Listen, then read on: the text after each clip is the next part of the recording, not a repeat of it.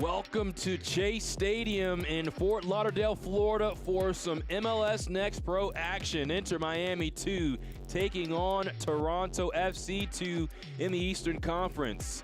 Hello family, I'm James Hadnot. Thank you so much for tuning in. Chase Stadium was a buzz yesterday as Inter Miami found its way through to the semifinals of the CONCACAF Champions Cup. Now the second team will take stage, taking on a Toronto side that has just one win on the season. Inter Miami 2 looking for their second win on the season as well. As we take a look at the starting lineups.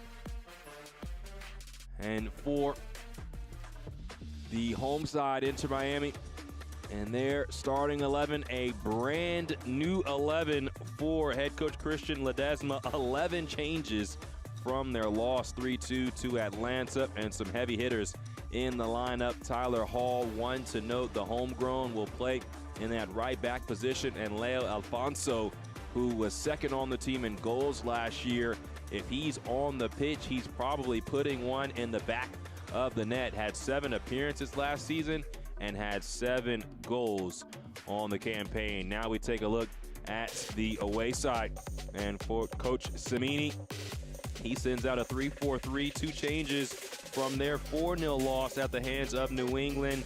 Anthony Bostonberry goes to the bench after making his first appearance in the last match, as well as Stefan Kapoor, who played in the back. He is not available today, so Richard Chukwu will take his spot in the back line. And moving up in the lineup is going to be Michael Sullivan, and Malik Henry is the man that returns into the starting 11 for Toronto. And Henry is a player, along with Nathaniel Edwards, that really impacts the match down the left and right side. And for Coach Cimini, he mentioned that those are our guns. We want to get them racing up and down the lines, surfing the lines. And a team like Toronto that likes to be in possession, we'll see how they can play direct to Edwards as well as to Henry. Toronto in their road white kits, and Inter Miami in their pink kits. Eric Ledesma blows his whistle, and we begin. Our head referee is Eric Ledesma. My name is James Hadnot, and welcome to action in Fort Lauderdale as Inter Miami mentioned how successful their first team has been. You know, Messi with a gem yesterday, scoring twice, scoring from the spot to send his team through. And arrival of Toronto also making some noise in CONCACAF Champions Cup. Vancouver moving on in the late stages with a win on aggregate versus Pumas. So MLS sides still working their way through the CONCACAF Champions Cup tournament. For Inter Miami, they're a team that fell to Atlanta last time out, 3-2 after taking the lead.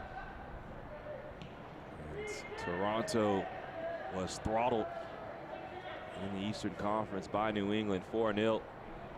Both of these sides want to keep possession of the ball, and so the first 15 minutes is key to see which side can potentially squeak something out early on.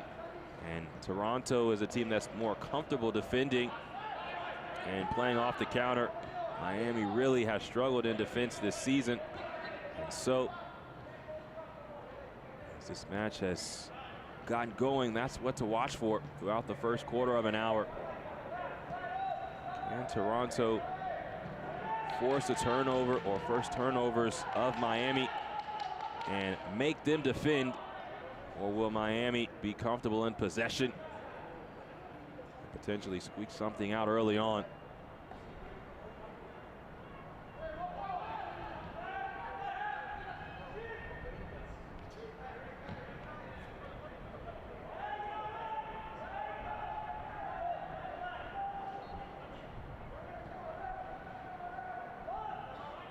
Laid down the line. This is Alfonso.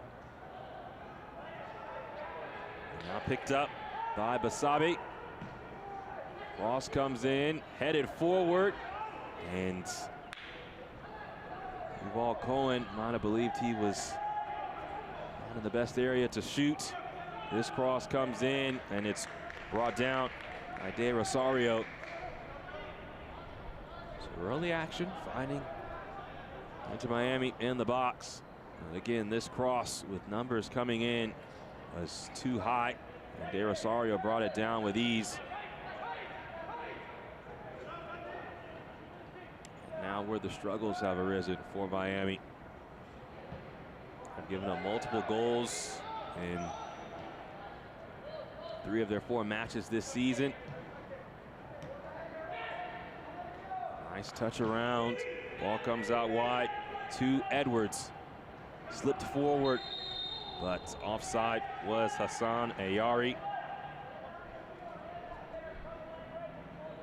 Ayari, another man to watch offensively for Toronto. Last year he was second on the team in goals with 6. But Toronto has scored just once on the season.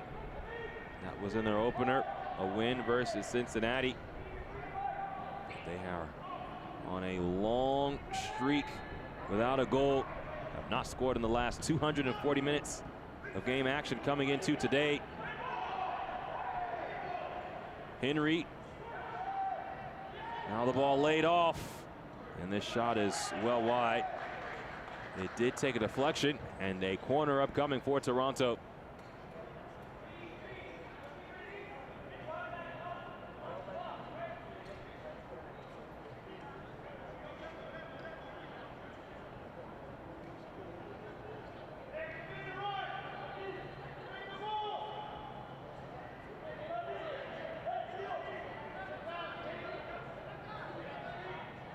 It's Hassan Ayari behind this corner.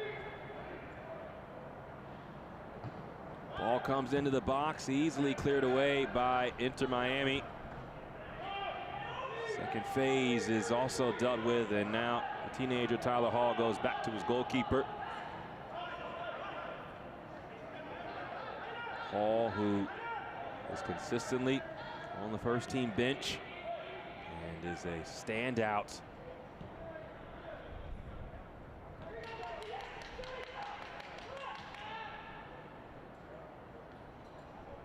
Pressure being put on by Toronto now. Miami is a team that can play through it, but now the ball's turned over. Ayari.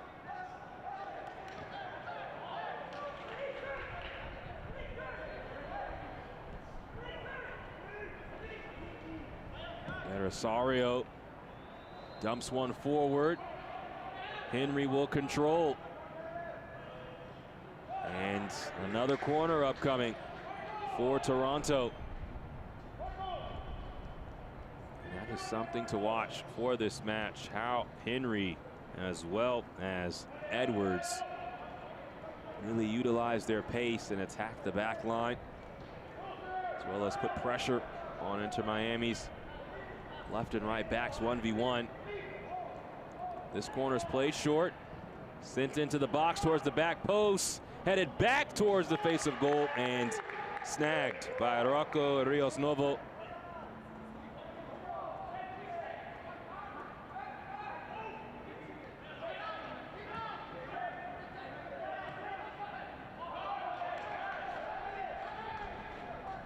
The turnover, Reed Fisher controls for Toronto.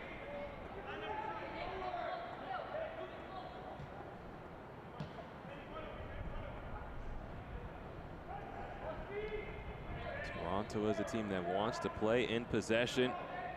Coach Cimini said we don't want to be one-dimensional. Sometimes we'll go route one.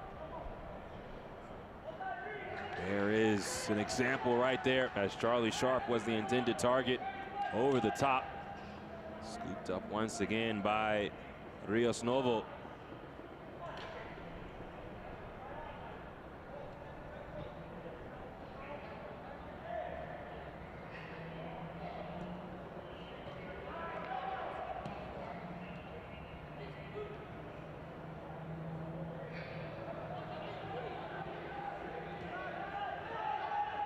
Alfonso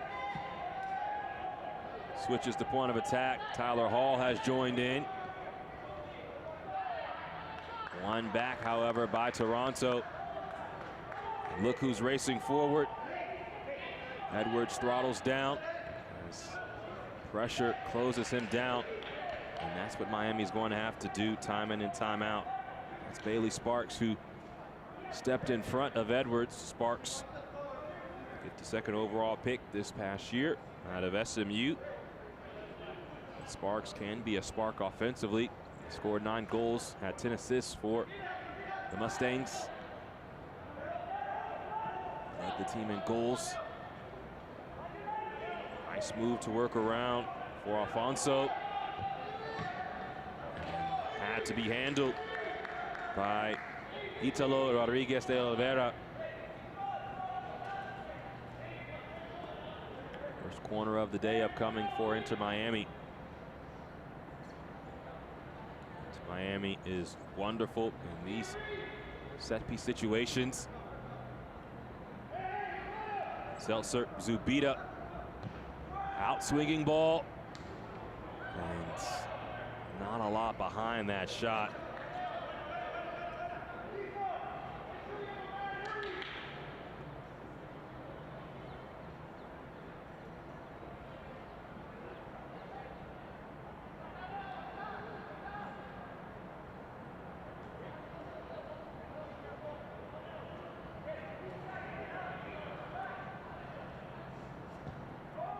Fisher once again looks to go over the top, handled by the home side, and a chance for them to grow in possession once again.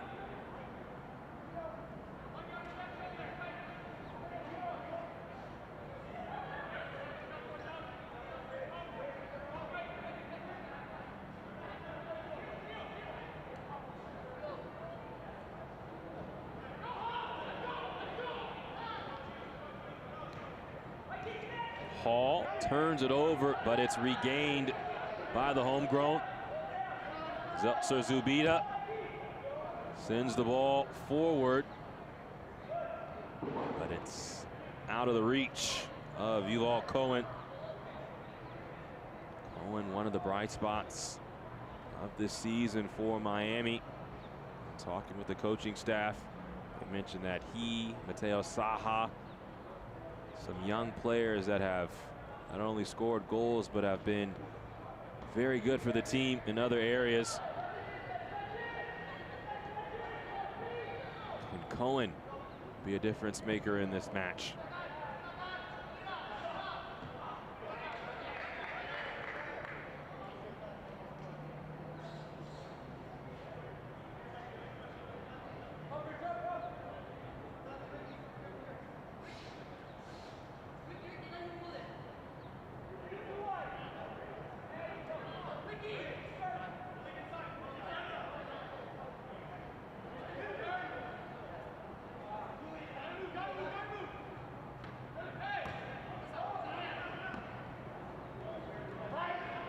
Edwards steps in front, slips it forward to Sharp, but there was nothing there as Charlie Sharp ended up on the pitch. Feet got tangled up with Ryan Saylor, who did his best job to attempt to beat him to the ball.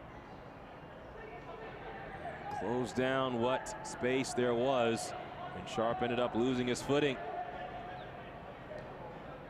These are the mistakes that Toronto wants to force Miami into. But if Miami can avoid the unforced errors and be on the ball like so, they can become troublesome for Toronto. Marchetti. Sparks. Now the ball comes to Morales. Isolated against Fisher.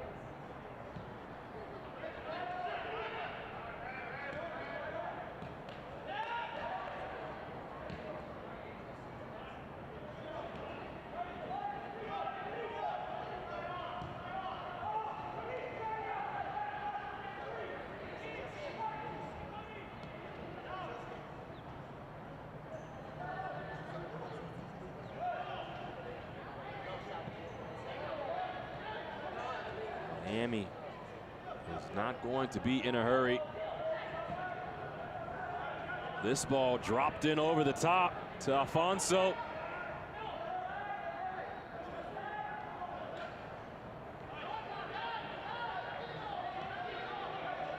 That beautiful ball over the top came after multiple passes, working backwards, forcing Toronto to step up out of their defensive shape.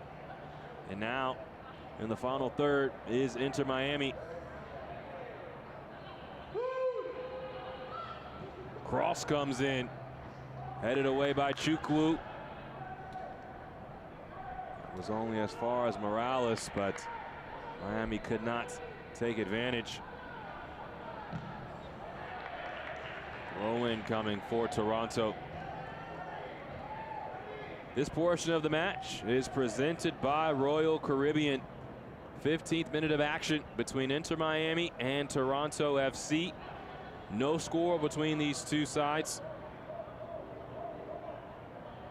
They met once last season in Toronto. A win for TFC 2. The final was 2-1. Nathaniel Edwards had the game-winning goal for Toronto.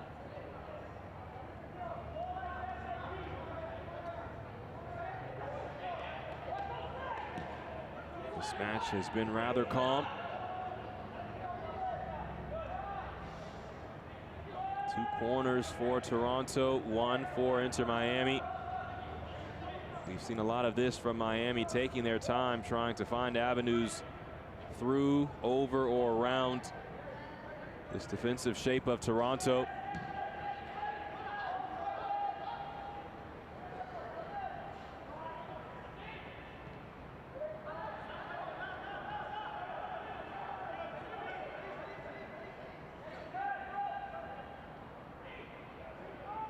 Fisher under duress and some pushing and shoving. Now the conclusion of that passage. Alfonso is not pleased.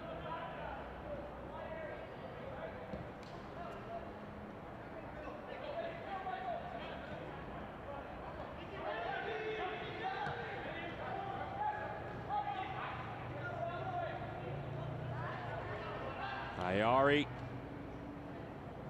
leaves it forward, and slide tackle by Saylor, forcing a throw-in for Toronto.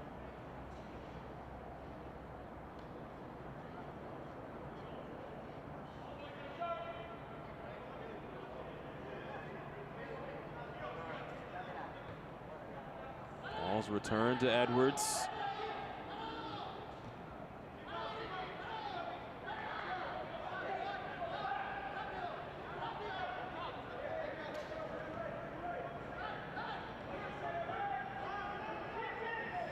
Montenegro in a crowd, loses possession.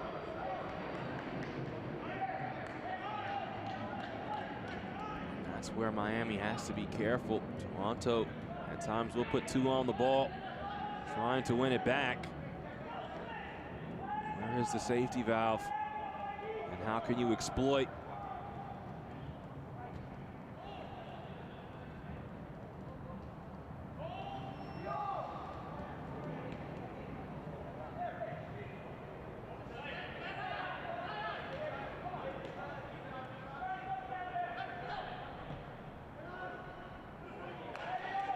Nice dummy play. Alfonso with no options, works back.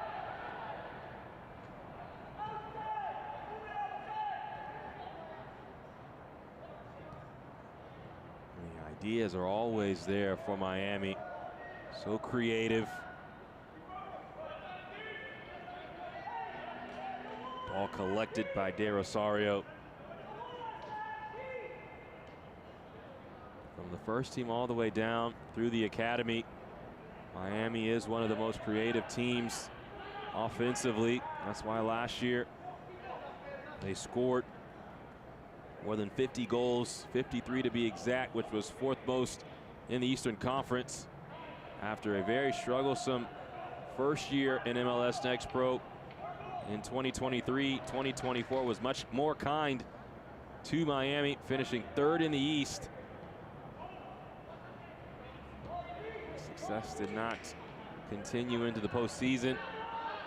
For Toronto, a team that was in the Eastern Conference Finals in the inaugural year of MLS Next Pro, has had a tough go of it recently, but Coach Cimini sharing with me that some of these players on this side, especially ones from last year, had to go through that. It was going to help them in their professional careers.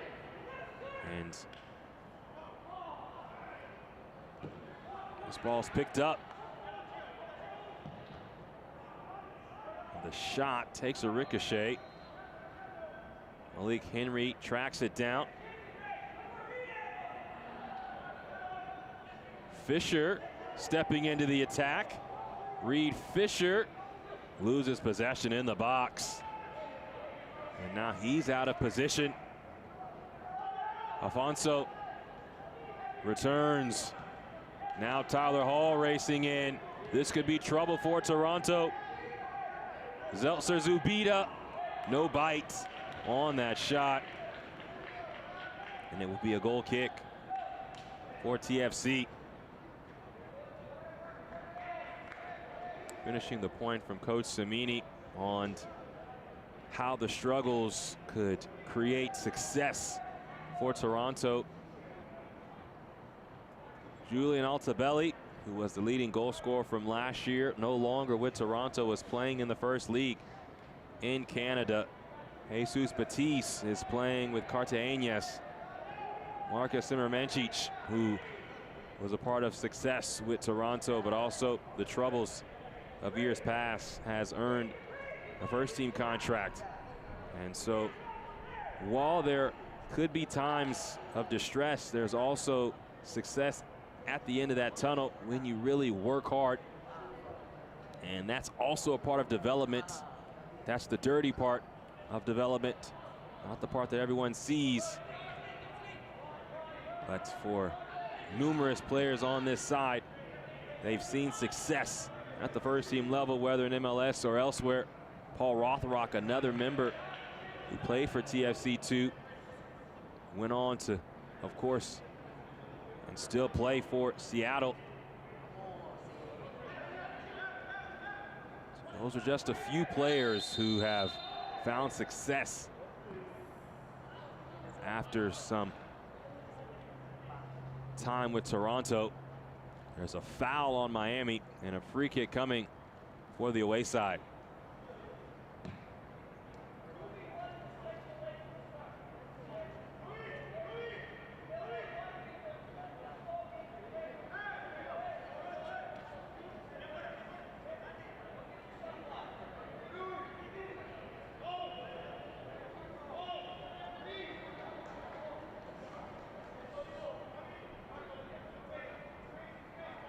Hassan Ayari and Marko Stojadinovic, potential kick takers.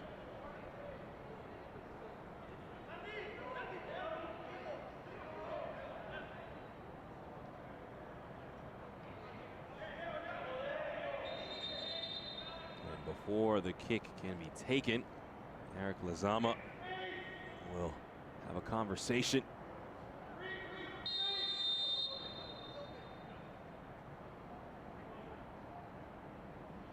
Ayari, oh, this ball just skips off the post. It was knotted on. A wonderful design and just left on the wrong side of the post. Michael Sullivan was the man there for it.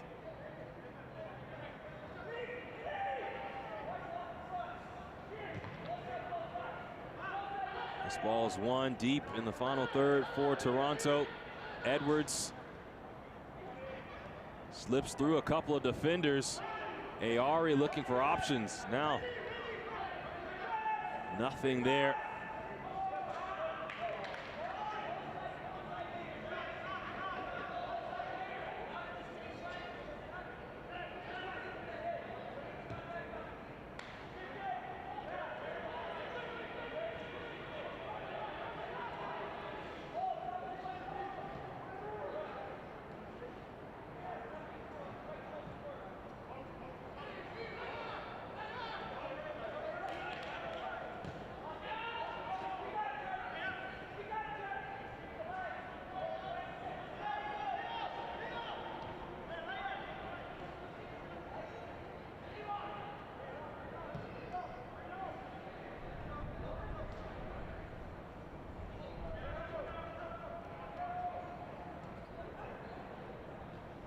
Toronto attempting to win the ball, and they do.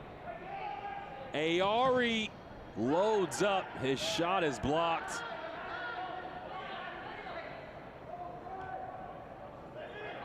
Although Toronto has scored just one goal on the season, Coach Samini sharing with me that in match number 1 and match number 2, their expected goals were higher than their opponent. They won their first match versus Cincinnati 1-0, but against Chicago, they fell 1-0. Had an expected goals higher than Chicago despite the loss.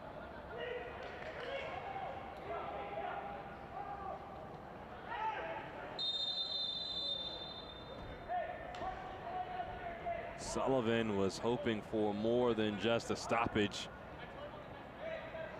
And it will be the final talking to for Santiago Morales.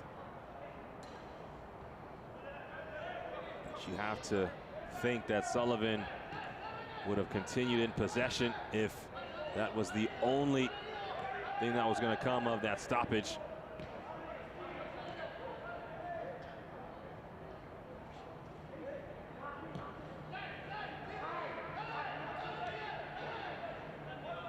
Chukwu. Rodriguez de Oliveira. Now to the third center back, Fisher. Run is cut off.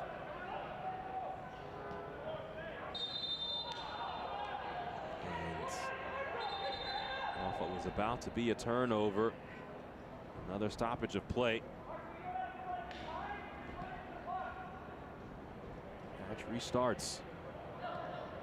Alfonso.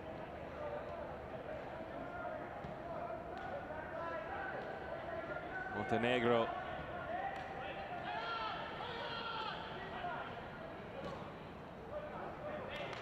Sailor attempted to dump it forward. It will roll out. Chukwu will send it back in.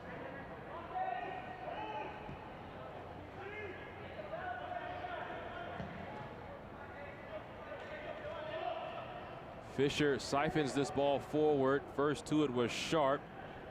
Sharp battling for it. And the ball's turned over. Toronto has it.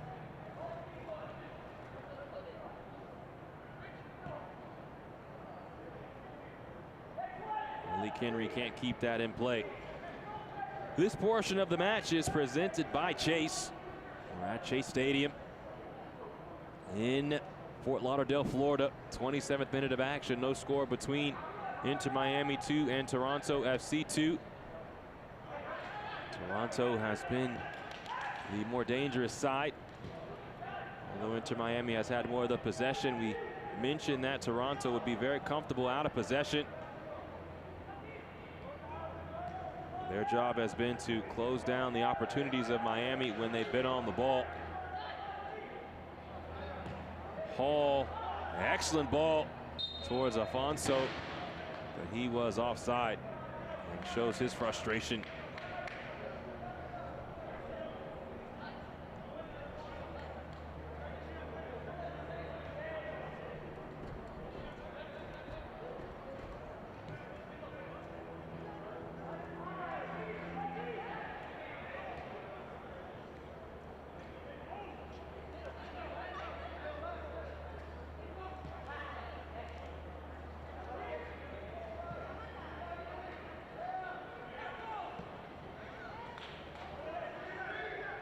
Edwards.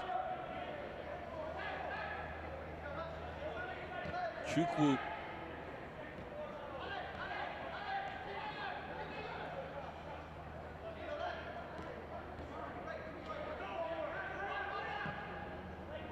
Another ball over the top, and Charlie Sharp is too aggressive on the edge of the box. He is deemed guilty. Sharp is another returner from last season, along with Edwards, who's a first-team player. Malik Henry, who is another speedster. They have put pressure on this back line of Miami. It has not turned into a breakthrough just yet.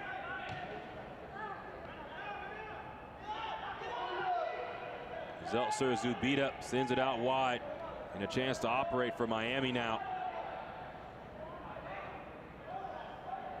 Morales receives it from Sparks.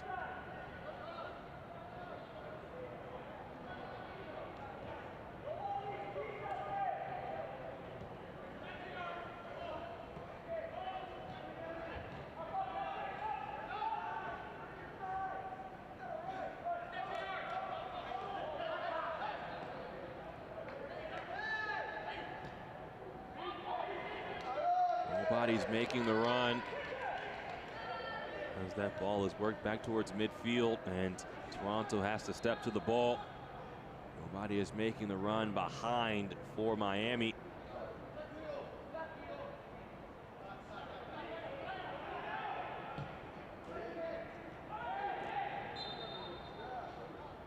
That's a foul on Montenegro.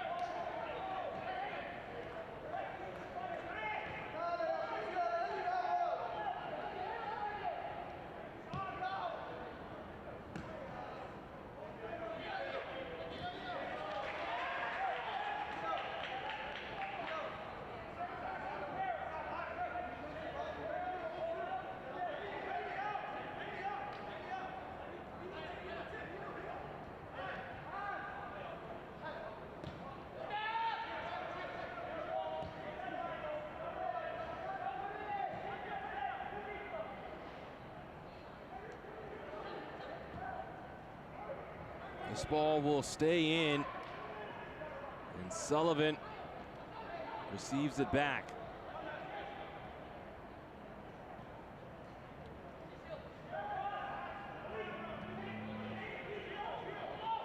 Nothing there initially for Toronto. They'll try this left side. An errant touch by Edwards. Left the ball just too far out. An excellent move by Montenegro. He ends up down near the center circle after the nutmeg.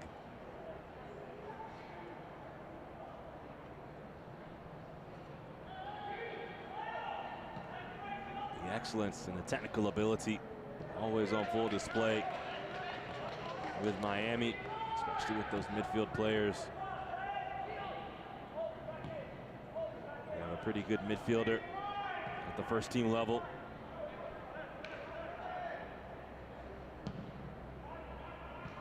De Rosario with a missile forward, and Sullivan ends up bringing down Bailey Sparks, but the whistle had already blown. Sullivan is brought down here. Brings down Sparks on the back end.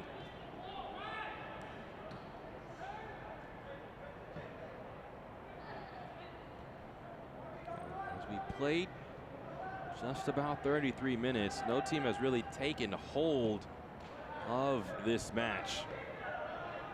There have been spells in which Miami has had some possession, but Toronto has got numbers behind the ball, and so it has been side-to-side passing, nothing really dangerous or attacking the back line. Toronto has asked slightly more questions of Miami up to this point.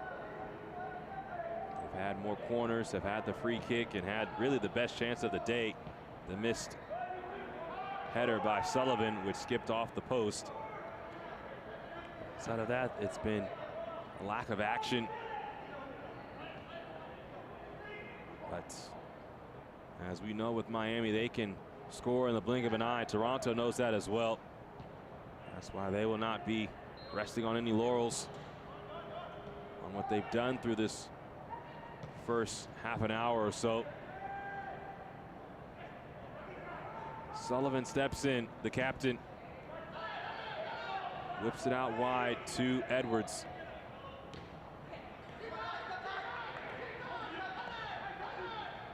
Excellent ball from Ayari back to Edwards. But the final action not there for Nathaniel Edwards.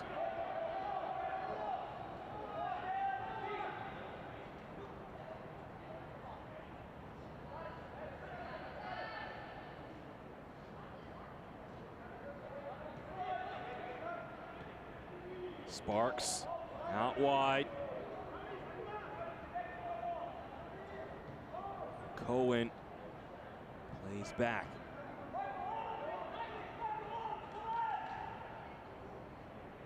Everyone behind the ball for Toronto. There's just no space for Miami to operate.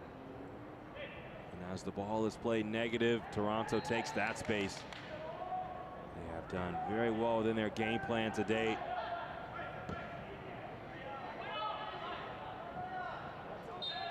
And Alfonso once again boots the ball away in disgust. That is the second time he has done that, and he will receive a yellow card.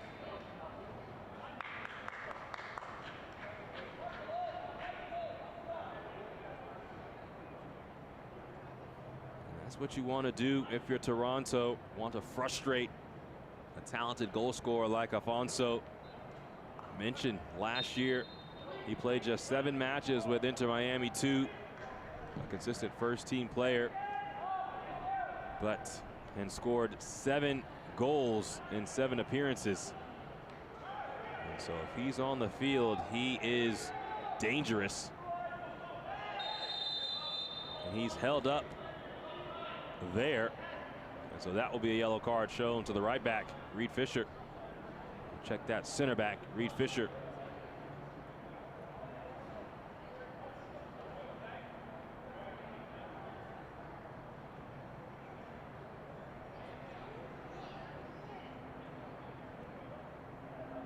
So you see Fisher holding up Alfonso.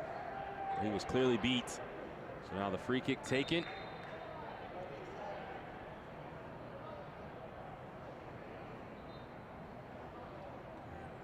Passage of play was stopped.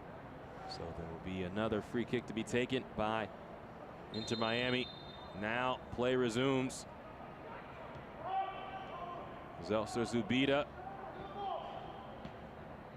into Sparks. Montenegro.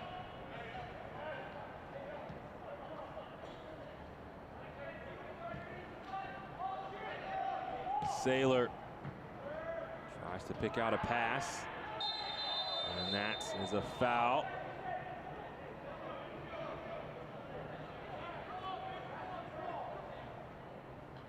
It's going to go on Yuval Cohen.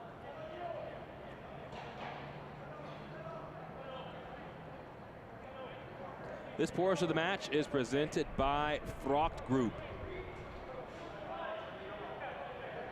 38th minute of play in the first half.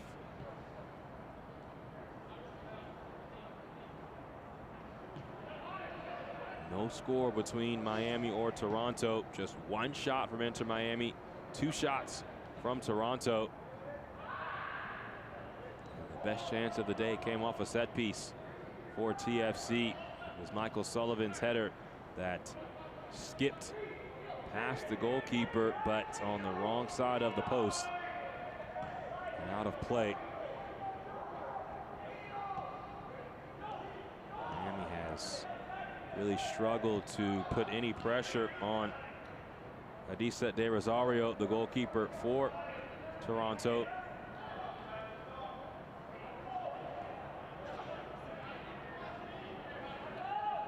Coach Cimini was very honest that although his team lost by 4 goals last time out,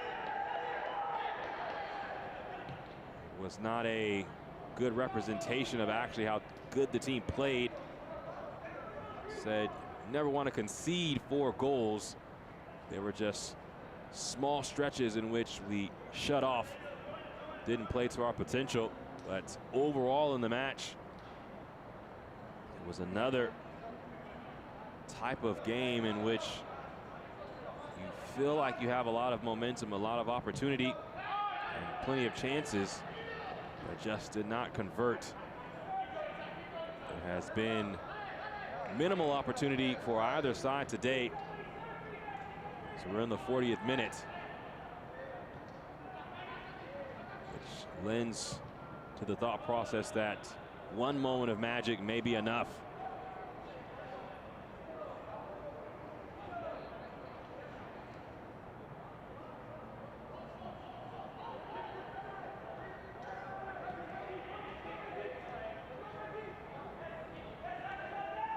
Zeltzer Zubida loses his footing, but an excellent touch taken by Bailey Sparks to relieve the pressure. And there will be a foul on Chukwu, so Miami will retain possession near midfield.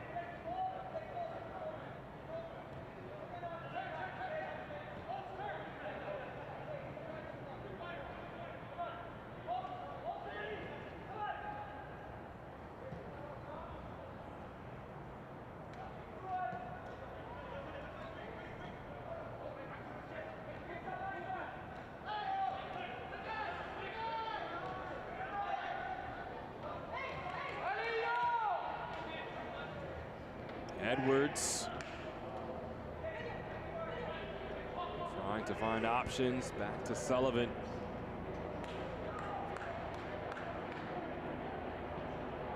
Another thing for Toronto, if nothing is there in that initial breakout, they are very patient.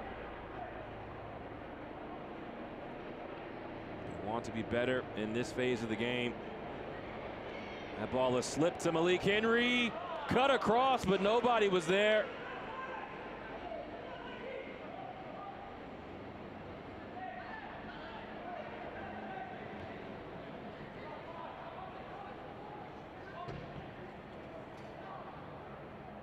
Henry boots it into the air, and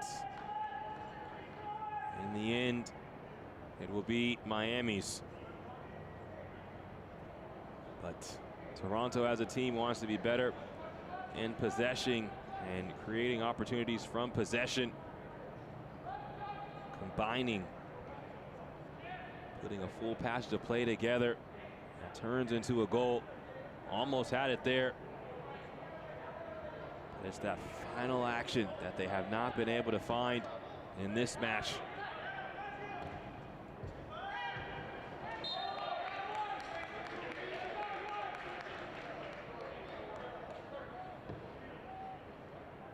Once again, the high line stifling Alfonso.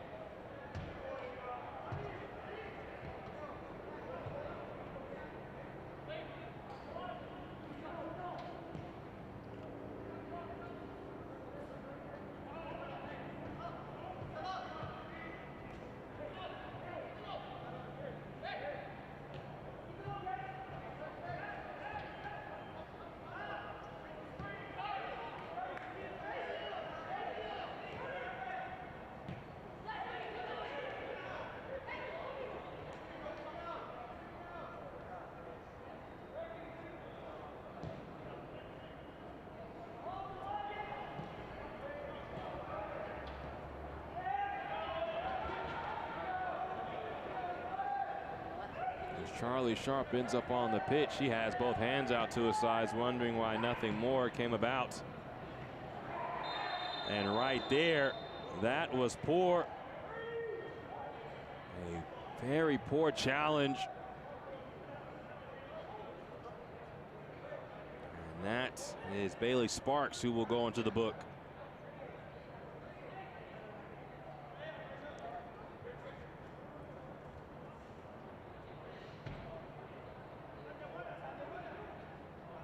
Two players on yellow cards for Inter Miami, Leo Alfonso and Bailey Sparks.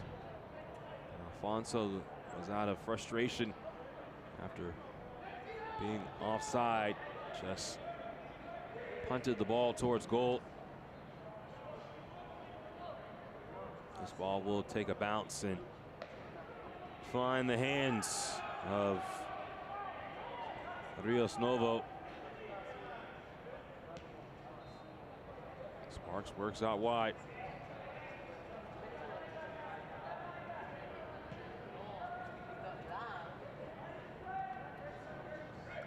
Montenegro. Hall returns the favor to Montenegro.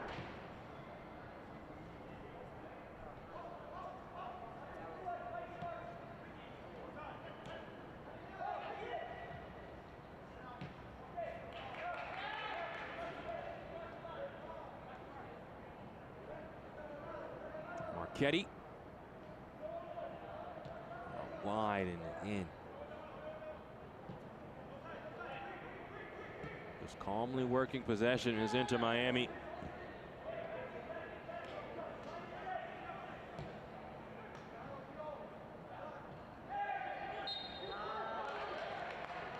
That's a foul on Yuval Cohen. The fourth official announcing a minimum of just 1 minute of added time in this first half.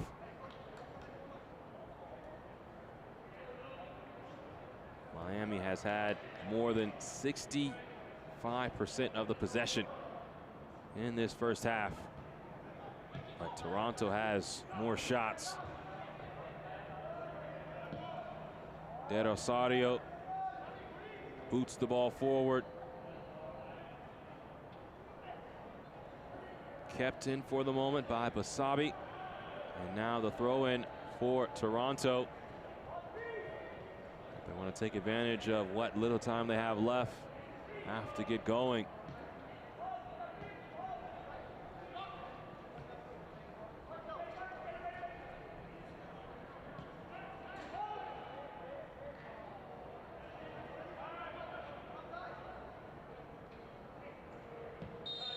And they will not calmly take things to halftime.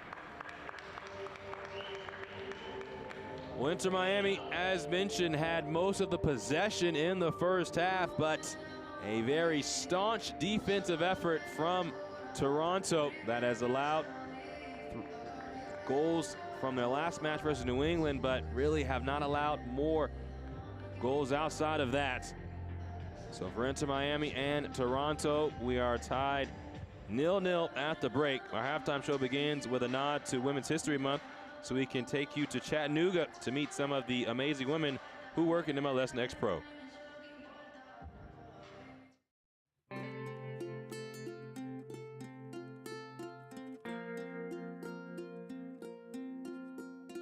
Mariah Bernanke. I am the Director of Sports Medicine at Chattanooga FC.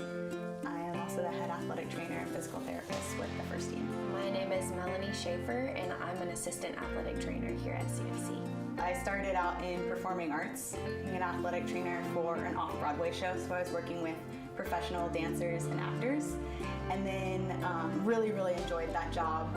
Noticed things in my repertoire when I was treating and evaluating where I wanted to improve, and when COVID hit, I lost my job and I realized that was probably a good time to look into some continuing education. Decided on physical therapy school, went to University of Delaware, and then once I graduated, in that time, I did an internship at Notre Dame where I worked with their women's soccer and men's lacrosse teams, and once I graduated, I landed a spot here at CFC. My path kind of starts a bit ago in 2017, whenever I was still in college.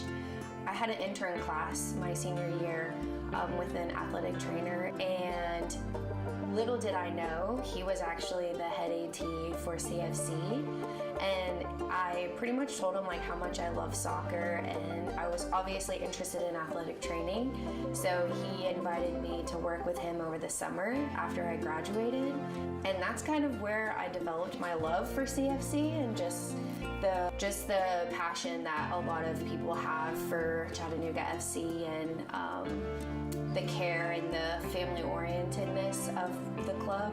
Since I've been here at Chattanooga, this role has grown in that I oversee not just the first team, but the other teams that we have had and that we're going to have.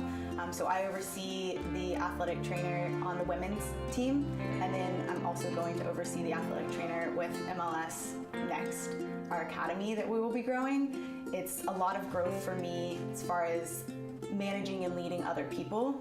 I want to be someone that's inspiring and understanding and supportive of the people that are under me and that I'm supervising, but also encourage them to grow.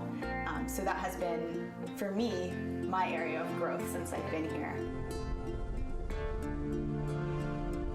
The connections you get to make with the players, being someone that gets to see them day to day, check in on how their day before was, but also how their body is and how they are mentally, and then getting to be with them in sometimes the toughest times of the season when they're going through an injury, but then also the most exciting times of the season when they're making it back on the field. This year we were able to get a lot of new data collecting equipment, and I haven't really been around a lot of that. So as an athletic trainer, being able to take the time to learn these tools, how do we apply them to the guys, how do we use them in our rehab, that's been super fun, and I'm looking forward to learning more this year.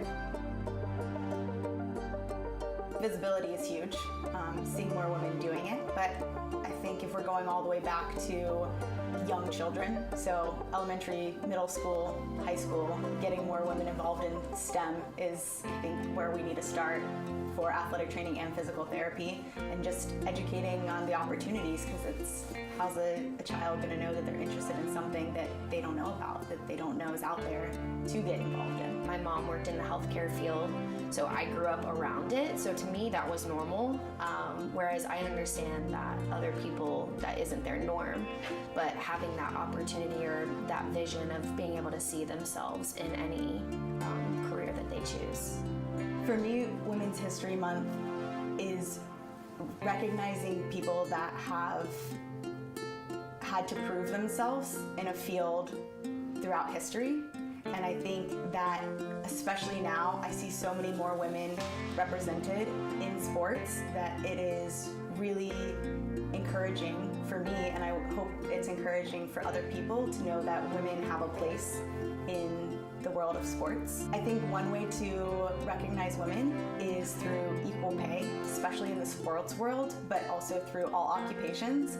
If women are doing the same work as men, I think that they should be paid the same.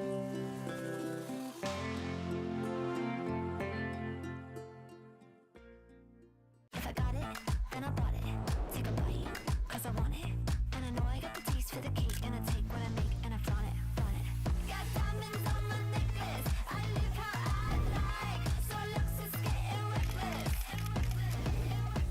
I'm feeling myself and you can't break my vibe. I'm feeling myself and you can't break my vibe. You can't break my vibe. You can't break my vibe.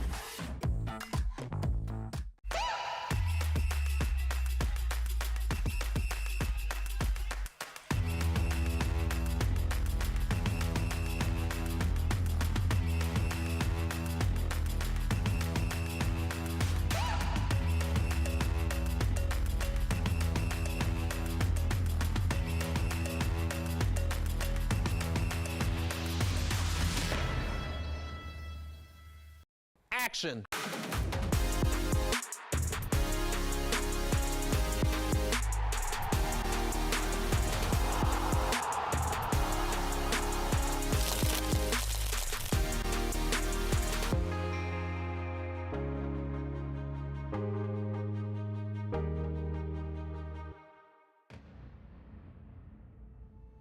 Highlights and stats are coming up later in halftime, but first it's time for Coach's Corner and a chat with Atlanta United 2's Steve Cook.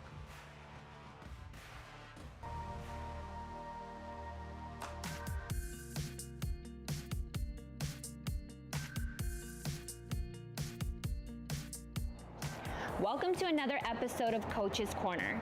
I'm April Marie Aguilar, and today I'll be talking to Atlanta United 2's head coach, Mr. Steve Cook. How are you doing today, Coach? Why are you laughing at me? I'm doing very well, thank you. That was a great introduction. It makes me sound fairly important, you know? You are important. We've been having some great conversation, but we'll get right into it, Coach. Coach, you took your first coaching course at the age of 16. What got you into coaching at such a young age? Well, it was really my dad. My dad kind of pushed me. I think he probably thought I was going to be in too much trouble if I was left to my own devices. So he kind of, as I was playing, shoved me into this coaching course. I had no idea why I was doing it. It was a great experience. I was with some really top players and top coaches at the time, and I just really enjoyed it. And then gradually, as time wore on, I became a little bit more obsessed with that and a little bit more connected to coaching and helping other people. And the rest is history. I kind of ran with it, and it was a great start. And I'm forever thankful to my dad for pushing me into it. And you've been doing it now for over 30 years. Now in your third year as a head coach in MLS NEXT Pro, how does this experience compare to other places you've coached? Yeah, different, and I think all those experiences are really important. I spoke to a couple of young coaches recently and talking about that breadth of experience. Don't just pigeonhole yourself into one line of work and one aspect of the job. Take those experiences, learn from everybody. I think it's really important as a coach to not only test yourself, but also accept great advice and learning from a lot of different sources. And I've been really blessed in my career to be around some top people, and I'm again really grateful for the opportunity here, and I'm really grateful for everybody who's brought me to this point. And you've worked exclusively with academy teams and young players. How have those experiences helped shape your philosophy as a head coach? I think my real philosophy as a head coach, especially with a group like this, is that everybody is developing. It's not just reserved for young players, it's reserved for every player. Everybody's learning, everybody's trying to improve and grow, everybody wants their career to move in a good direction.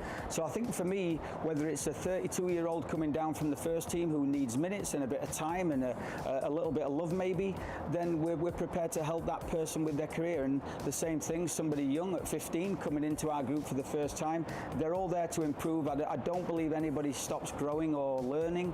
I always think they can improve more and keep developing, and hopefully we're here to help them along that journey.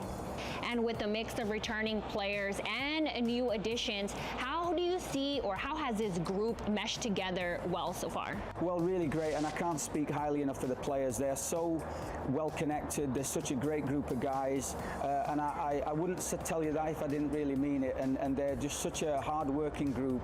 They're a pleasure to be around every single day. They inspire me, and I think more importantly, they probably keep me feeling a little bit young at times as well. I feel it's just been a wonderful experience with this group of players. Now hopefully we can add more in and add more learning into to what we're trying to do and keep improving. But so far so good, and it's all down to the players. They give us back way more than we give them. And ultimately, Coach, what would you like to see from this team as the season progresses? Well, I think we constantly have to keep evolving and keep growing and improving, and I think not just on the field but off the field as well. I think with these young players, it's not just about their careers on the field. They have to learn off the field and to be a good professional and to learn how to become, in some cases, men, you know, and young men. And I think our biggest challenge with this group is that sometimes we're getting players from a lot of different places, so we have to always evolve that togetherness, that sense of companionship, that sense of making sure we're all going in the same direction so that all of us can have good careers and all of us can keep improving. Awesome. Well, best of luck to you guys this season, Coach. And for now, that's a wrap for this episode of Coach's Corner. Be sure to tune in next time to see who I'll be chatting with. For now, I'm April Marie Aguilar. We'll see you next time.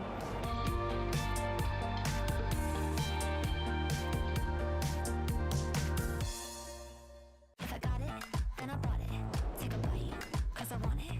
And I know I got the taste for the cake. And I take what I make and I flaunt it, flaunt it. Got diamonds on my necklace. I live how I like. So looks is getting reckless.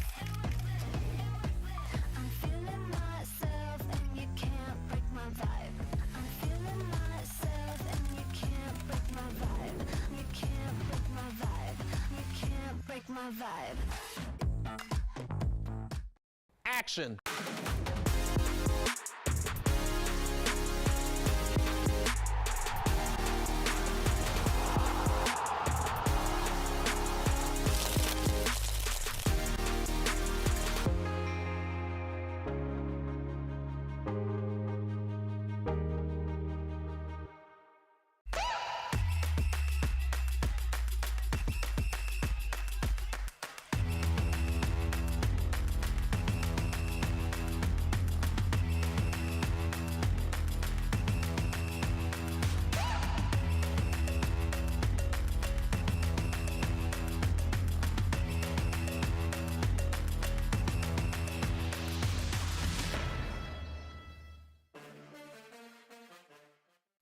Right to the highlights here of the first half between Inter Miami 2 and Toronto FC 2. Adisa De Rosario grabbing that out of the air. That was really one of the only opportunities for Inter Miami in the first half. Here is one of the others. Zelta Zubida decided to shoot the ball. It was out wide, and this was the best chance for either side. Hassan Ayari, a nice ball in. This glancing header just slips off the back post for Toronto. And you see more shots for Toronto in the first half. More shots on target for Toronto. Inter Miami with more of the possession, but that was to be expected with how Toronto likes to play. Wanted to sit back. Now we take a look at the upcoming schedule for this match week 5. Some fun ones. A Texas derby between North Texas SC and Austin FC on tomorrow. Inter Miami will play next Tuesday. And always a fun match between Crown Legacy and Huntsville City FC. As we prepare you for the second half between Inter Miami 2 and Toronto FC 2. Have to think about that missed opportunity by Toronto. I talked with Coach Cimini throughout the week. The team has just 1 goal through 3 matches. And he said it's not time to hit the panic button just yet. Wants to make sure his team has the opportunity to take stock in the video, take stock in training. And this was a group that did not travel out of the country of Canada for preseason as they have done in years before. And so there were going to be some early struggles growing as they saw different teams and had to create different solutions to different problems. And right now the problem is Inter Miami and their possession as Eric Lazama blows his whistle. And we begin half number 2 between Inter Miami 2 and Toronto FC 2. Inter Miami in the pink kits and Toronto in the road whites. No substitutions for either side as we get the second half rolling. Those first 15 minutes of the second half will be key. Can Miami create more opportunities with the possession? Can Toronto force a mistake and create a counter opportunity?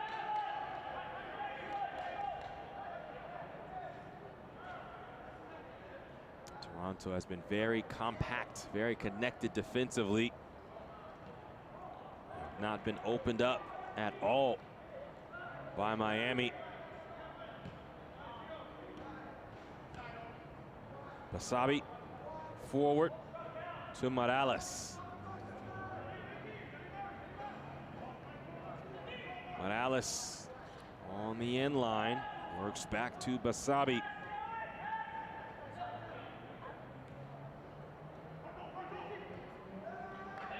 Dumped.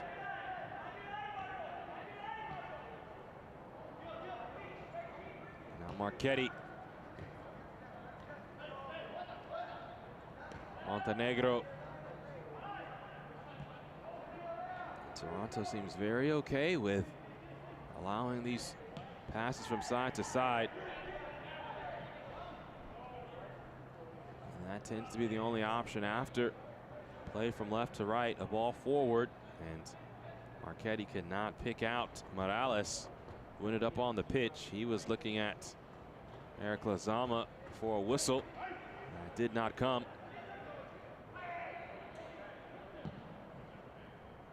Now Toronto, what adjustment do they make? Coach Cimini sharing that they want to play direct at times, don't want to be one-dimensional. This is a speedster in Edwards who cuts the ball back across. And the shot by Malik Henry is handled. And now a chance to counter for Inter Miami 2. Morales coming central.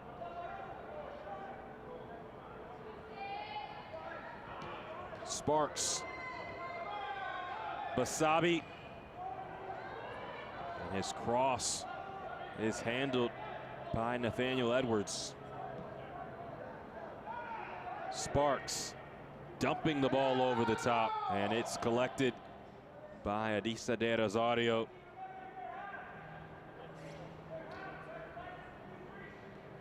And with how compact Toronto has been, those are the situations that you want to take advantage of if you're Miami. Will Miami be more aggressive defensively to try to create a mistake from Toronto, as they did just there? Afonso, big shot, and it's just wide.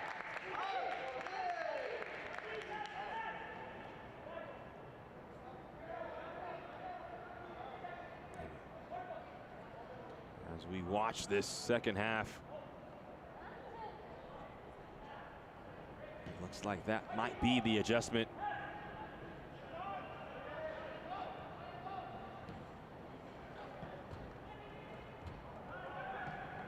Hassan Ayari continues his run. He has the ball entering the box. Now this deep shot. Oh, Michael Sullivan going for glory. Now Sullivan picked his head up, decided to fire, and it whistled wide of the mark. As Miami puts more pressure on Toronto, this match will open up.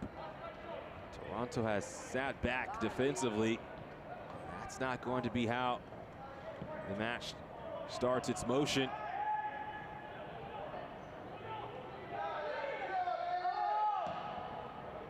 And Rosario with a poor clearance. And Afonso ends up on the pitch. He lost his footing. Sharp. Now this ball's left for Edwards.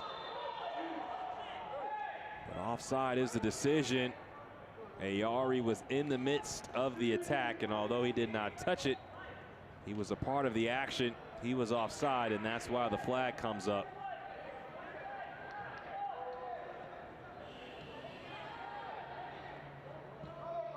Sparks sends the ball out wide to Basabi. Did not have a lot of action in the first half, but he's had multiple touches to start here in this second half. Can he unlock this Toronto defense?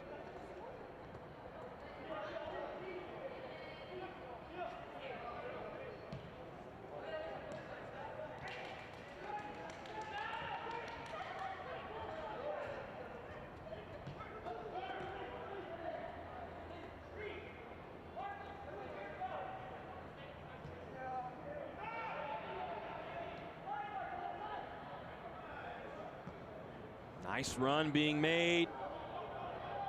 Ball is left for Afonso. His shot. Oh, it hits the post.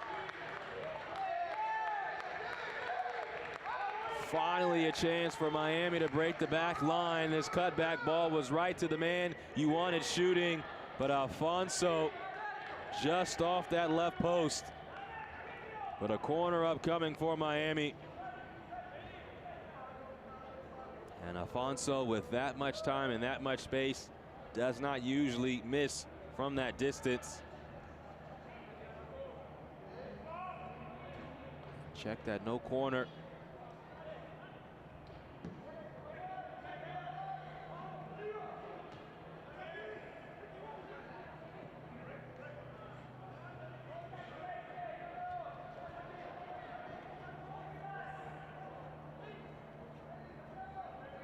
Sparks.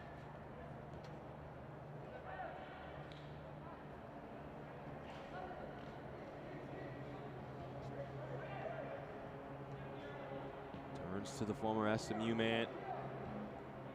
Montenegro back to Taylor. Whipped around. Morales.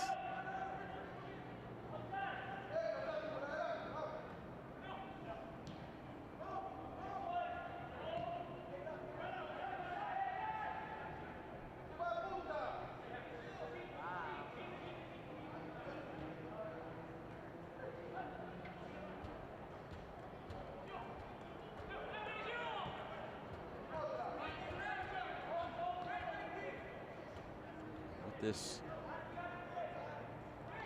defense of Toronto. This is a nice ball, but it's handled again by the away side. Miami will look to move the ball with a little more pace. Try to find a pocket to attack.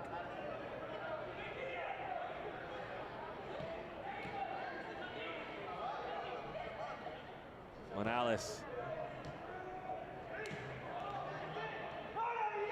As the ball's lost, Basabi slips out wide to Afonso, who's onside.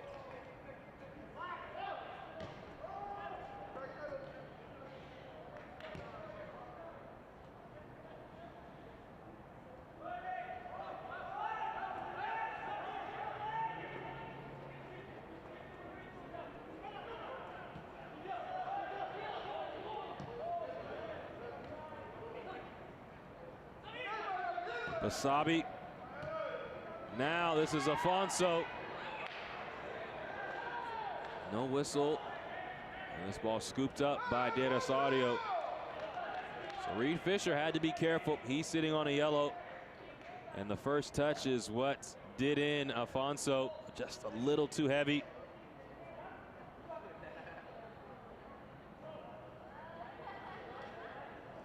If he can keep that at his boot, he really puts Fisher in a precarious position.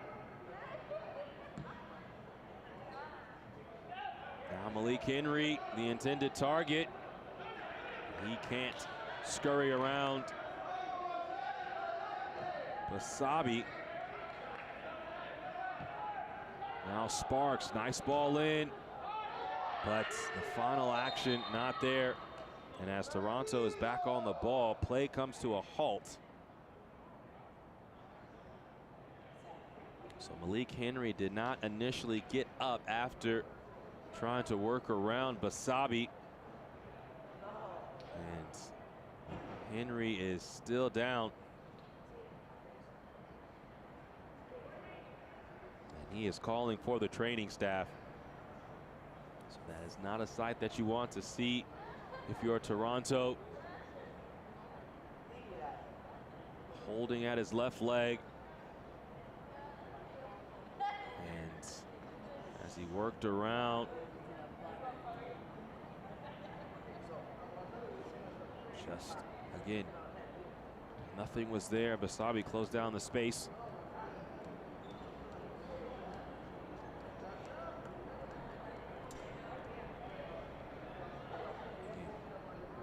The work done on his left leg.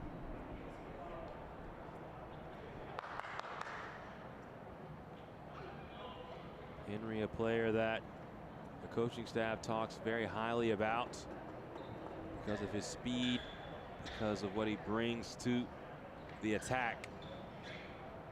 He's definitely somebody they want to keep on the pitch.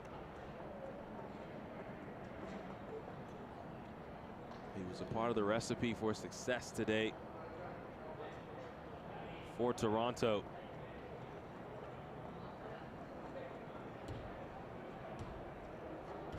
For TFC, that has struggled a bit offensively, this would be a big blow.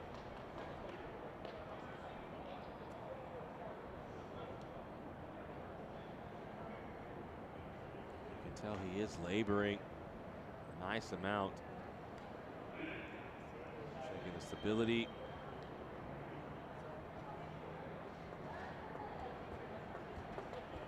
Massaging that leg.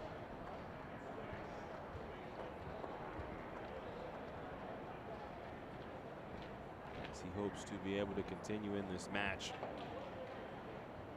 Help to his feet.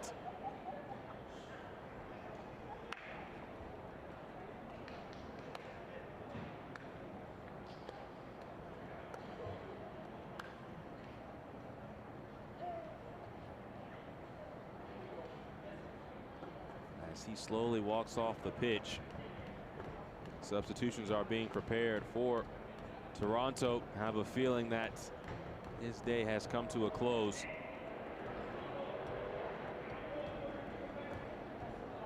So Mark Fisher and Daquan Barrow Both are waiting to come on.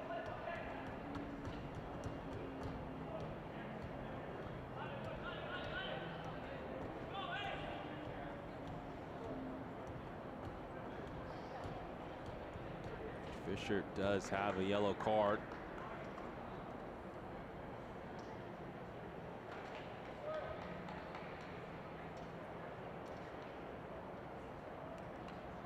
Charlie Sharp and Malik Henry are the two that will come off. And Juan Barrow and Mark Fisher come on. First substitutions being made by either side in this match.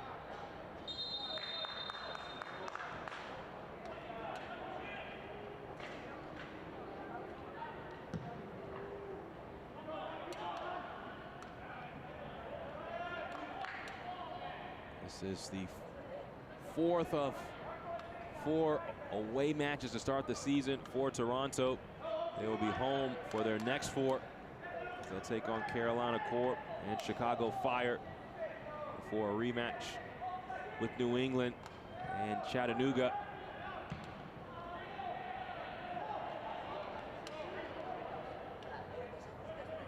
Miami, they will play here against Orlando, then go on the road to Huntsville.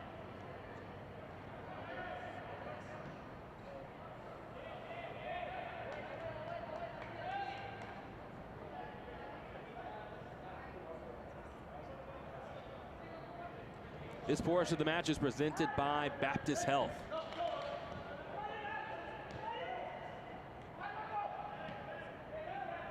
We have played an hour at Chase Stadium. Into Miami and Toronto, deadlocked at 0-0. Nice ball down the wide side. This is Tyler Hall, who's joined the attack, but just too heavy as he was leaving it for Yuval Cohen. And for both sides today, that has been the happenings. They have slowly worked their way forward. And there have been minimal chances, but when those chances have precipitated, there has not been a final action. Corner coming for Miami. Played quickly. Morales.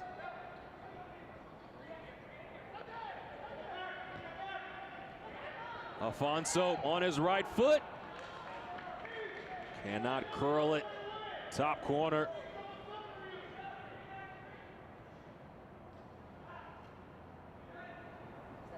Afonso again started to find the spaces where he can attack. Can make his presence felt. And the longer this match rolls on, and having a player of his caliber in your tuck, that is not something that's going to be in Toronto's best interest.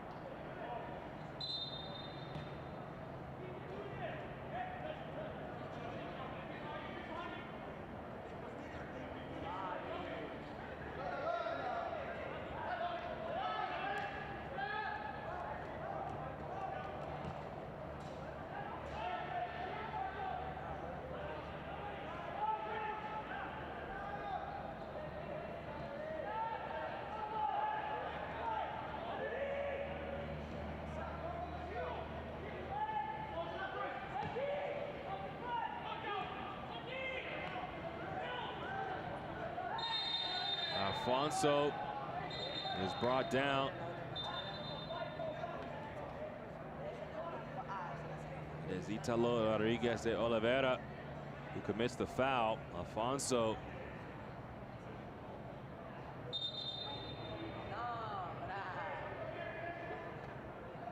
still down.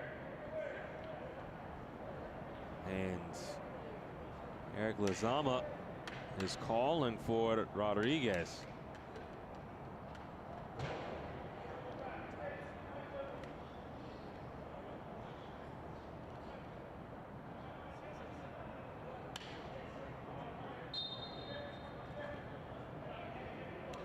So on the restart, just a conversation between Lezama and Rodriguez de Oliveira. Fisher heads this away. Olguin, Sullivan, down the line to Barrow. It is sent out by Ricardo Montenegro.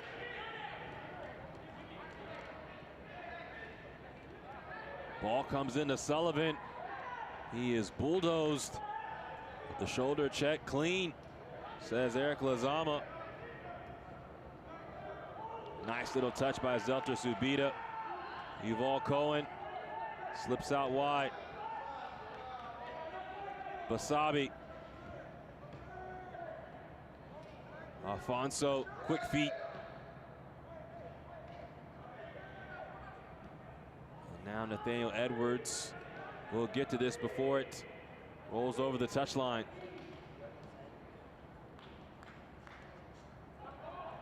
Hall. Now Alfonso.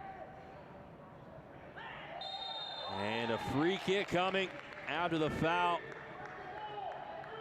Santiago Morales was making things difficult. And again,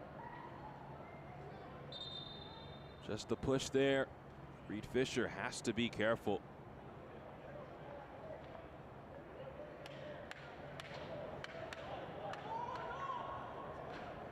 And there is the second yellow. It came late, but that is a second yellow and a red for Reed Fisher. It did not come initially as the free kick was being set up, but for Fisher, was already on a yellow and receives a second. And his day is done. And so Toronto will play the remainder of this match down a man.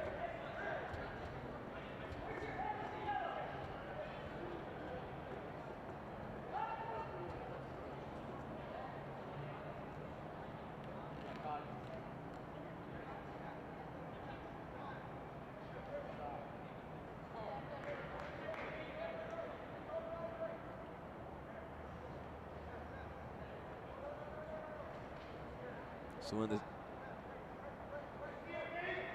wow. So we got the word from the fourth official.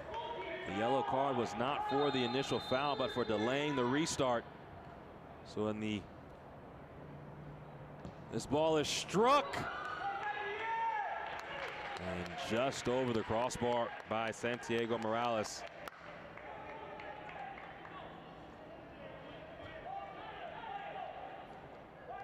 Morales, a lot of power behind this as he was going top corner, a la Declan Rice of Arsenal.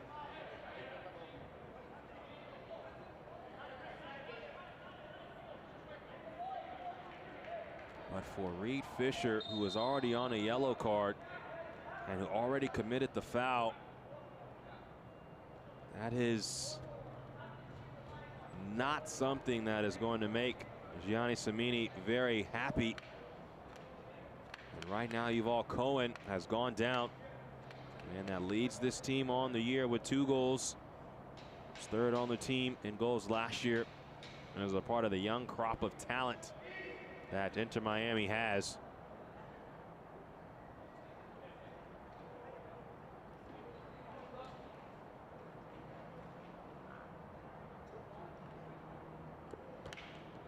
Just talking further on Fisher. Picked up the yellow in the first half for his foul on Leo Alfonso. Just making sure that he could not get in front of him. And picked up that last foul before the free kick and delayed Miami, who was trying to play quickly off the free kick, and that's what garnered him that second yellow. Toronto has done a good job all day defending with numbers behind the ball, but now we'll have to play the final 25 minutes with 10 men.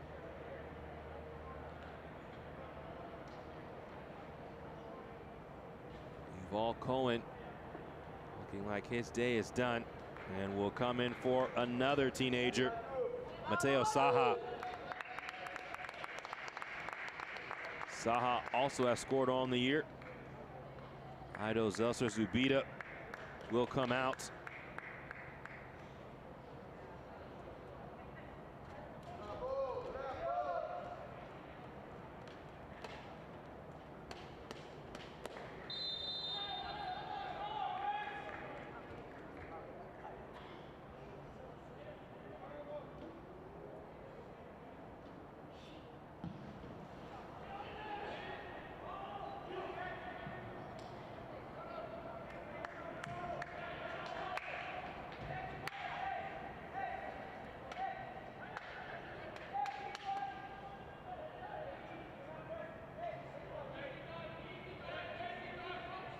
'70th minute of action.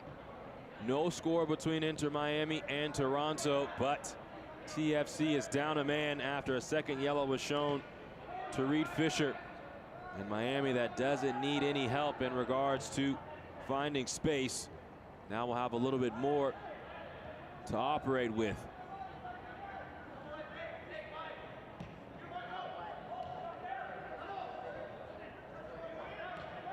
Morales.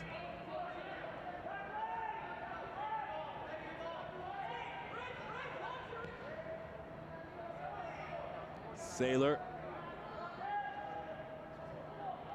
Hall.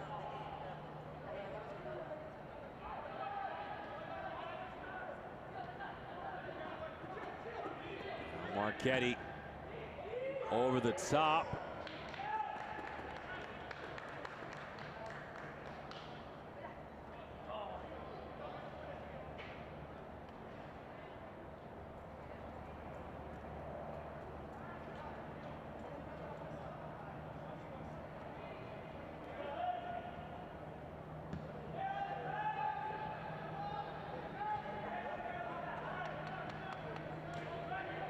Preston Plembeck, a number change. He is come on for Ido Zelser Zubida.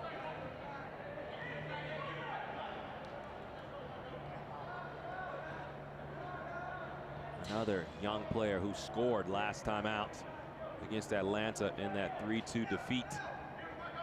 3-2 loss, excuse me, at the hands of Atlanta.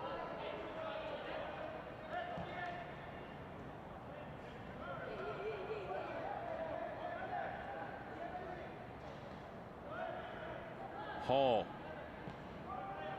Ball into the box.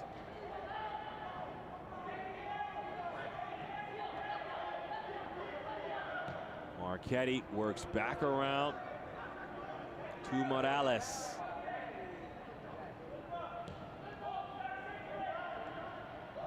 Sailor. Hall. Now Plembeck, his first touch.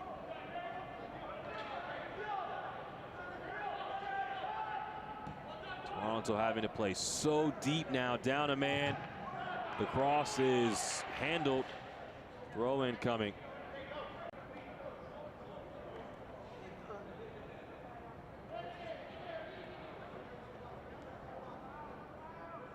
Alfonso in the phone booth. Works back out to Basabe. Now Montenegro. Sparks. Right into Plembeck. And now Toronto in possession. Sullivan slips it.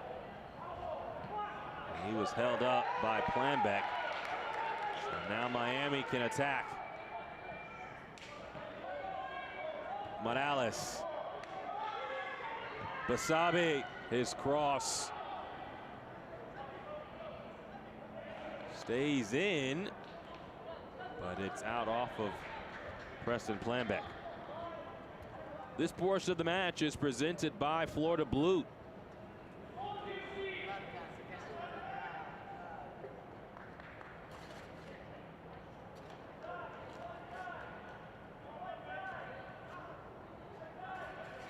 These are the moments where the tenets of Toronto, you hope as a head coach, start to come out.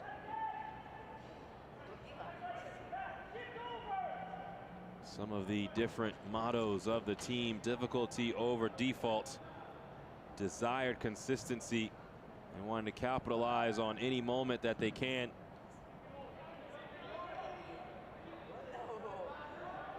Their backs are on the wall now. Down a man on the road. How do they handle this difficult situation? Can they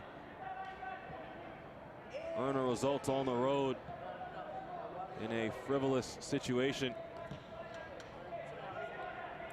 Basabi for Miami.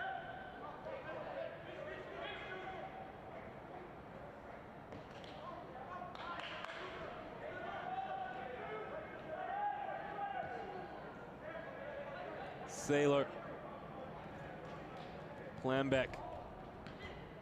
Now Sparks dumping it the other way towards Basabi.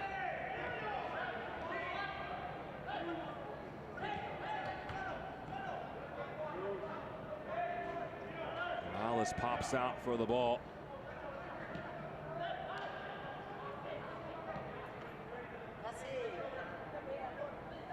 Now Sparks. Close down Afonso, and Nathaniel Edwards keeps this in play.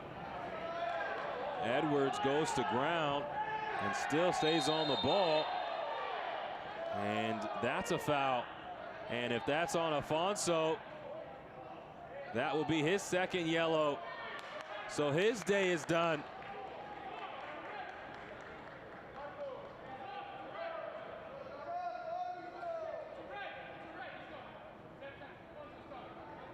So now both teams down a man.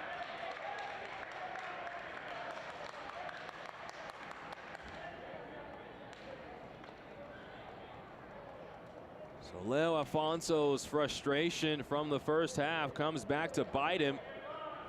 He has not committed 2 yellow card worthy fouls, but he did stop play early in the first half twice.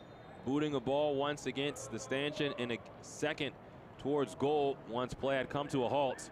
That's when he earned his yellow card, and now earns a yellow card for that tackle, and his day is done.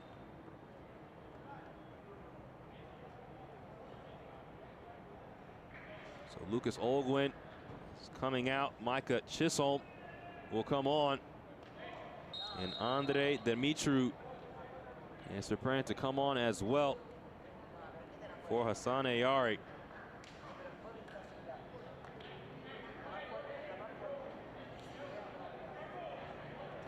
So now things back on level terms in regards to men on the pitch. 10v10 now.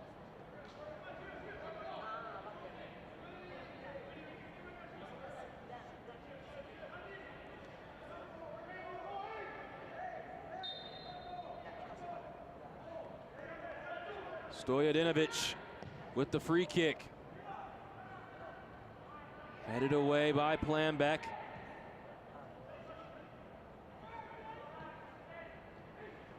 Now Marko Stojadinovic.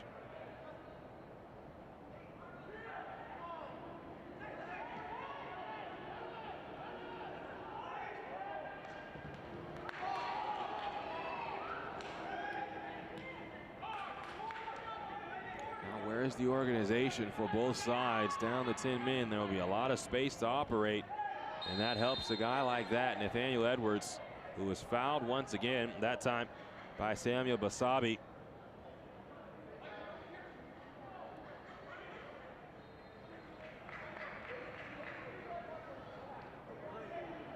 Toronto as a team has scored just 1 goal. Inter Miami has scored in all 4 matches this season. Does not bode well for Toronto.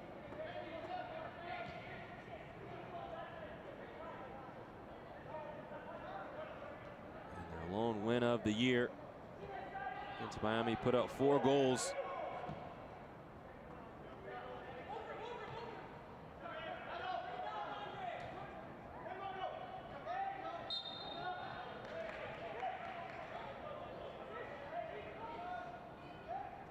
Stojanovic decides not to play this quickly.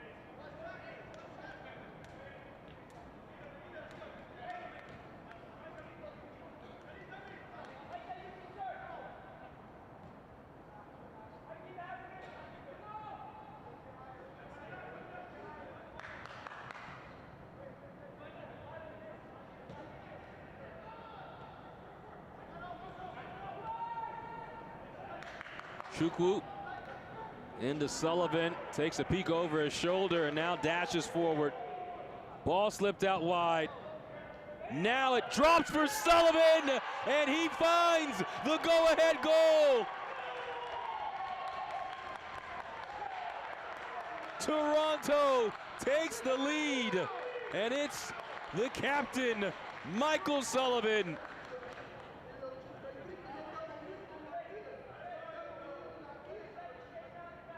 Place the ball into a dangerous area, and when you're attacking Sullivan with a wonderful strike, made that look easy.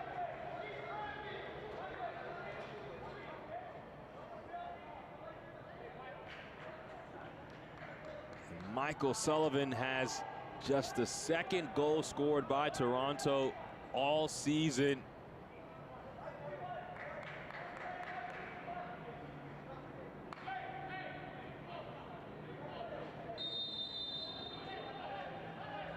But 3 points and pretty, not always synonymous. Toronto hoping that they can walk away with all 3 points on the road. And are 10 minutes away plus added time from doing just that.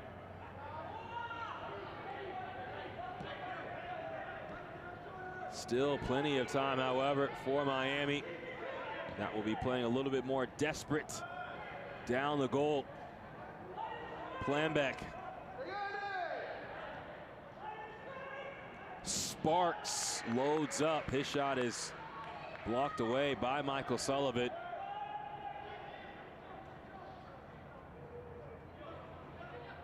Now Marchetti into Morales. Planbeck.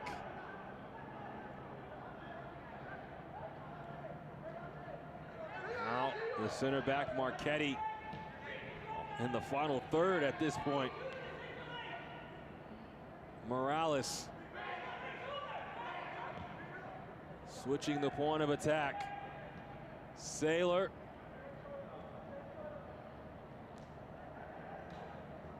Montenegro.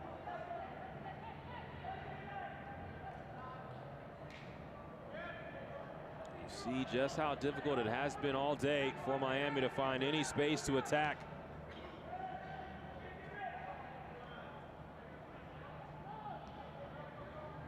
Sparks trying to do it on his own, but is dispossessed.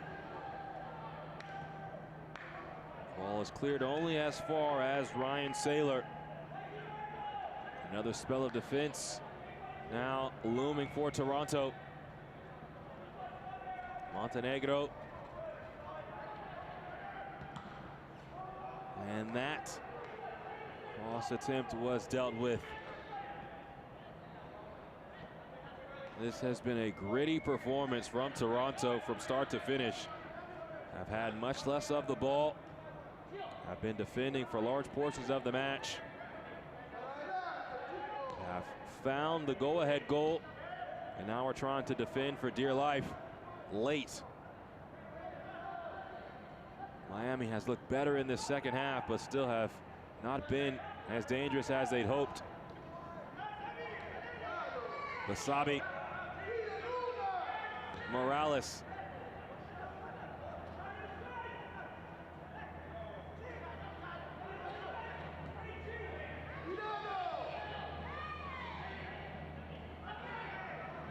Basabi. Back to Sparks. The 1-2 is played. Returns to Basabi. Cross comes. And it's out for a goal kick.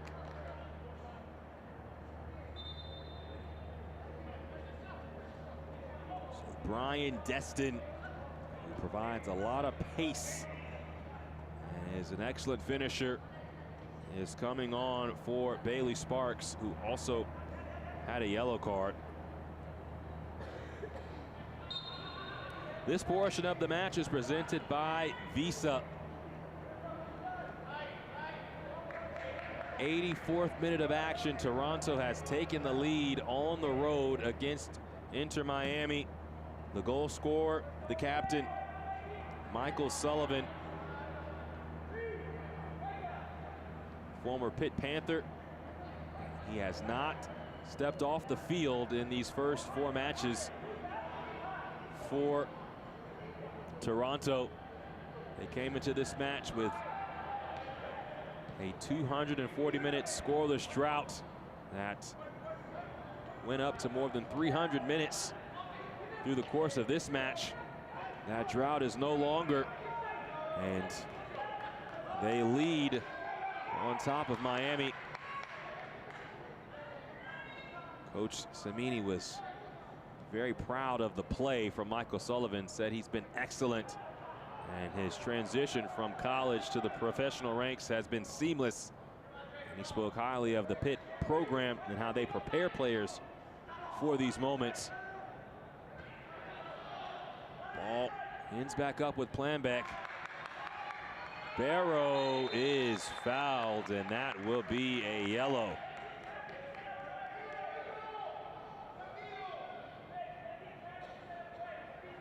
So that foul going on Preston Planbeck.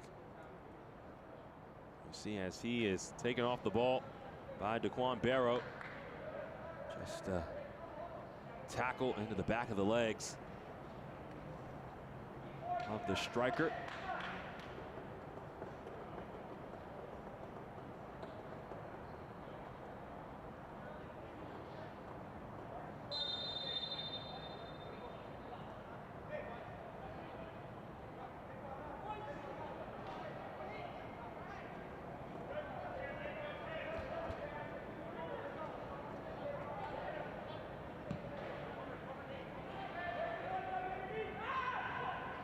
First ball is won by Barrow, and he's fouled from behind by Saylor. So a free kick now off. A free kick from near midfield.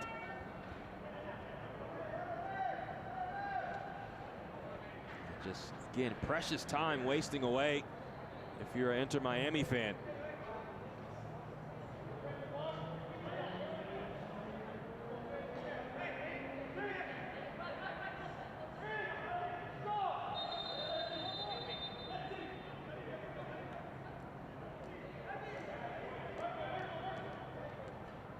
Michael Sullivan prepares to take this free kick, siphons the ball in.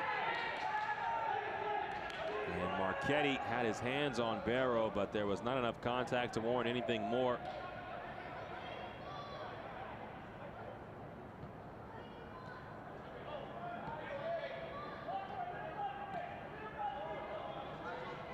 Morales.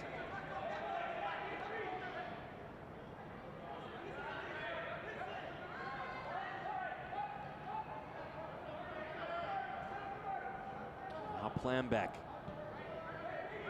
to Marchetti. Morales sends in the cross. Second ball is back to Planbeck. Planbeck fires one in. De Rosario with a punch. Basabe into the box. This ball is still free, then cleared away. Andre Dimitru with the clearance. And some nervy moments now as we venture towards the 90th minute.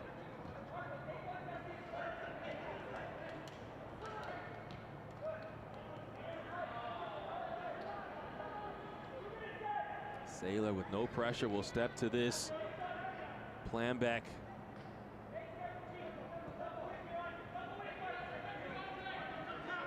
Montenegro.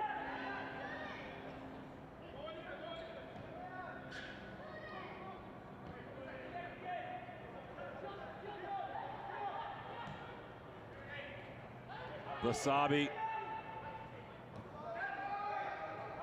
Morales.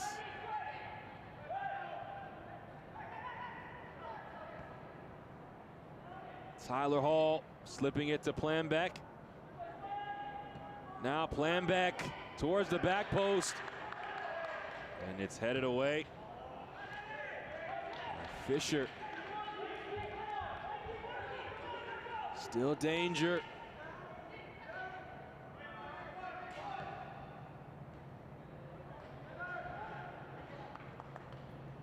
Marchetti decides to rifle a shot, and that is not what Coach Ledesma will want to see. And that's what happens when things just aren't opening up. And that's the type of defensive tactics that Toronto puts onto their opponent. Adisa de Rosario is shown a yellow for time wasting.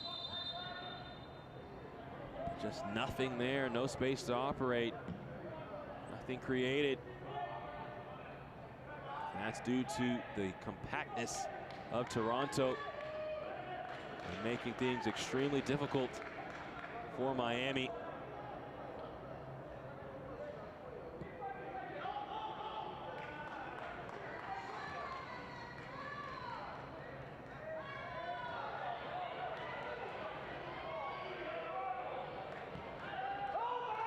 The fourth official announcing a minimum of 9 minutes of added time. So still plenty of opportunity for Miami to find an equalizing goal. Toronto still on the ball, however, and Brian Destin is called for the foul. So Michael Sullivan and that big body was rumbling down the field. You see here, has 4 different pink shirts around him. It didn't matter as he ends up being fouled in the center circle.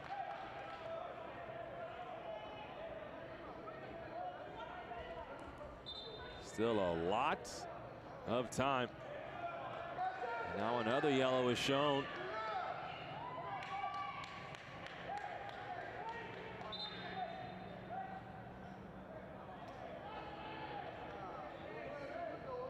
Now Eric Lazama is going to talk to the bench.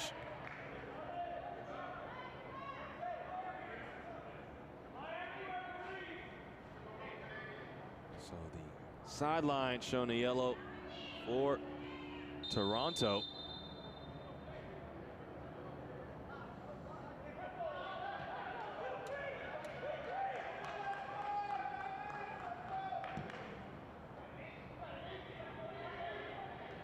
Basabi's header works right back to Dimitru. Now Barrow. A shot into the stands. Brian Destin is the Inter Miami man that received the yellow. He was not happy with the foul call.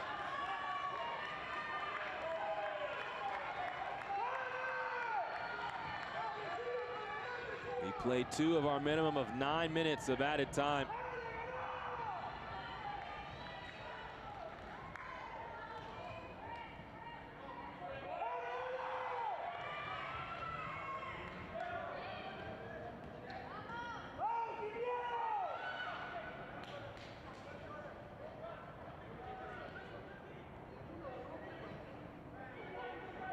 Planbeck. Back to Marchetti. And Santiago Morales receives it back from Destin and waved up is the word from Eric Lazama.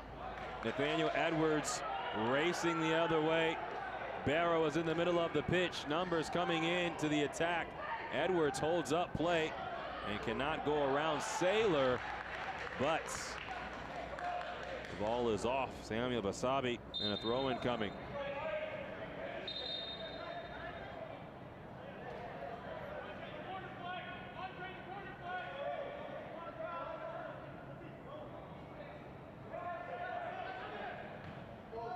Ball comes back to Edwards. Dimitru.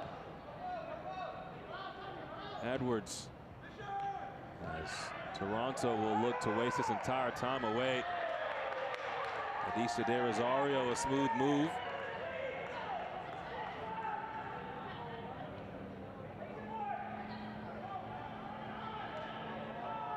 Now Sullivan has one goal. Dimitru. Edwards returns to Sullivan.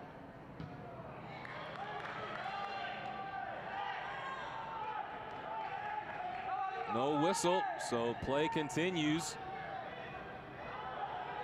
Chisholm cuts the ball across. And the field is so wide open as both teams are down to 10 men. This is going to be a tough task for Miami. Dimitru into Barrow. It's left. Now the shot is wide of the mark from Micah Chisholm.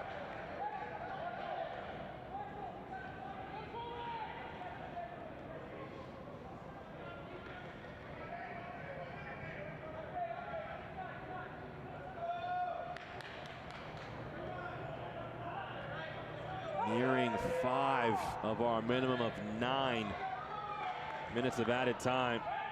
Destin.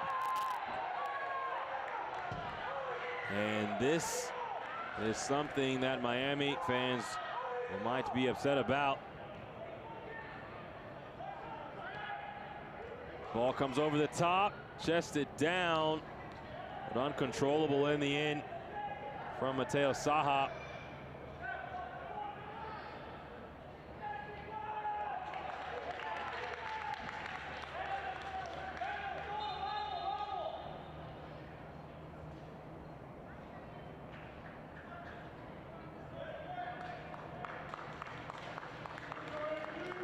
So Anthony Bostonberry will come on.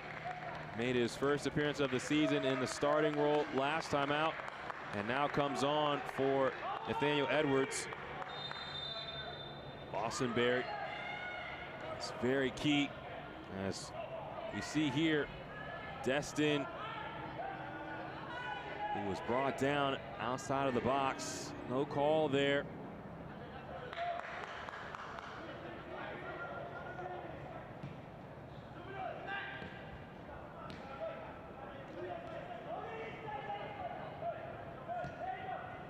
Anthony Bostonberry, a player that Coach Cimini is very key on. Has done everything that's been asked of him in his growth process. Now Basabi into the box. Destin could not knot it on frame. As Destin just kind of picked up right at the edge of that 6-yard box. Could not navigate the header towards goal.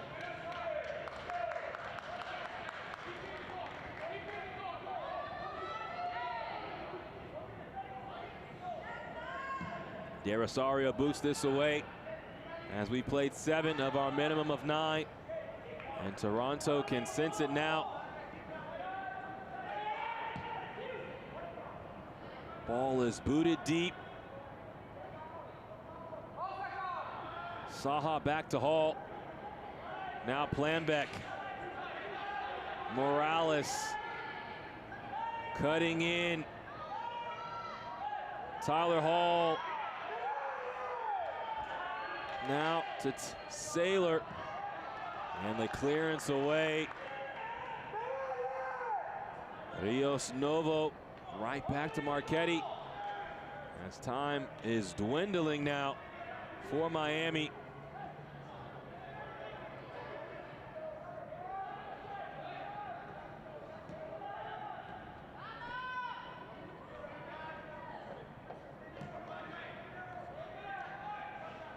Morales cannot slither through 2 defenders. Marchetti into Basabi. But that's a handball, and could be the final action.